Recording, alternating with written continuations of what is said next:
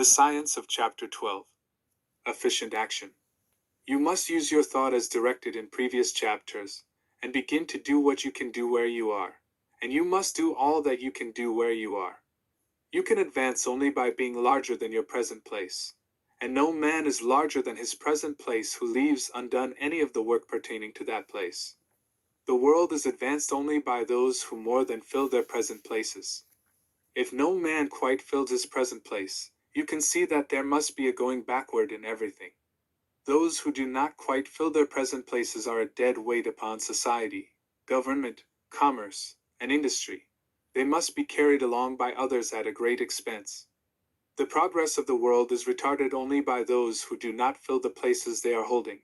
They belong to a former age and a lower stage or plane of life, and their tendency is toward degeneration. No society could advance if every man was smaller than his place. Social evolution is guided by the law of physical and mental evolution. In the animal world, evolution is caused by excess of life. When an organism has more life than can be expressed in the functions of its own plane, it develops the organs of a higher plane, and a new species is originate. There never would have been new species had there not been organisms which more than filled their places. The law is exactly the same for you. Your getting rich depends upon your apply this principle to your own affairs. Every day is either a successful day or a day of failure, and it is the successful days which get you what you want. If every day is a failure, you can never get rich, while if every day is a success, you cannot fail to get rich. If there is something that may be done today, and you do not do it, you have failed in so far as that thing is concerned, and the consequences may be more disastrous than you imagine. You cannot foresee the results of even the most trivial act. You do not know the workings of all the forces that have been set moving in your behalf. Much may be depending on your doing some simple act. It may be the very thing which is to open the door of opportunity to very great possibilities.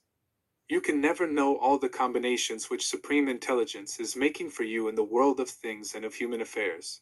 Your neglect or failure to do some small thing may cause a long delay in getting what you want.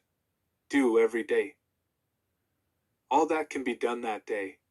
There is, however, a limitation or qualification of the above that you must take into account. You are not to overwork, nor to rush blindly into your business in the effort to do the greatest possible number of things in the shortest possible time. You are not to try to do tomorrow's work today, nor to do a week's work in a day. It is really not the number of things you do, but the efficiency of each separate action that counts. Every act is, in itself, either a success or a failure. Every act is, in itself, either effective or inefficient. Every inefficient act is a failure, and if you spend your life in doing inefficient acts, your whole life will be a failure. The more things you do, the worse for you, if all your acts are inefficient ones. On the other hand, every efficient act is a success in itself, and if every act of your life is an efficient one, your whole life must be a success. The cause of failure is doing too many things in an inefficient manner, and not doing enough things in an efficient manner. You will see that it is a self-evident proposition that if you do not do any inefficient acts, and if you do a sufficient number of efficient acts, you will become rich. If, now, it is possible for you to make each act an efficient one, you see again that the getting of riches is reduced to an exact science, like mathematics. The matter turns, then, on the case tie in whether you can make each separate act a success in itself. And this you can certainly do. You can make each act a success, because all power is working with you, and all power cannot fail. Power is at your service, and to make each act efficient you have only to put power into it. Every action is either strong or weak, and when every one is strong, you are acting in a certain way which will make you rich. Every act can be made strong and efficient by holding your vision while you are doing it, and putting the whole power of your faith and purpose into it. It is at this point that the people fail who separate mental power from personal action. They use the power of mind in one place and at one time, and they act in another place and at another time. So their acts are not successful in themselves. Too many of them are inefficient. But if all power goes into every act, no matter how commonplace, every act will be a success in itself.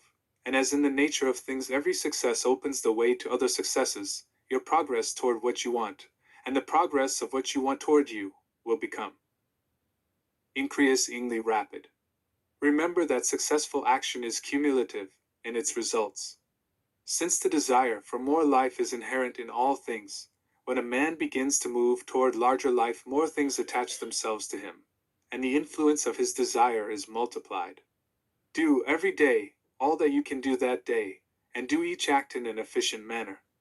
In saying that you must hold your vision while you are doing each act, however trivial or commonplace, I do not mean to say that it is necessary at all times to see the vision distinctly to its smallest details. It should be the work of your leisure hours to use your imagination on the details of your vision, and to contemplate them until they are firmly fixed upon your memory. If you wish speedy results, spend practically all your spare time in this practice.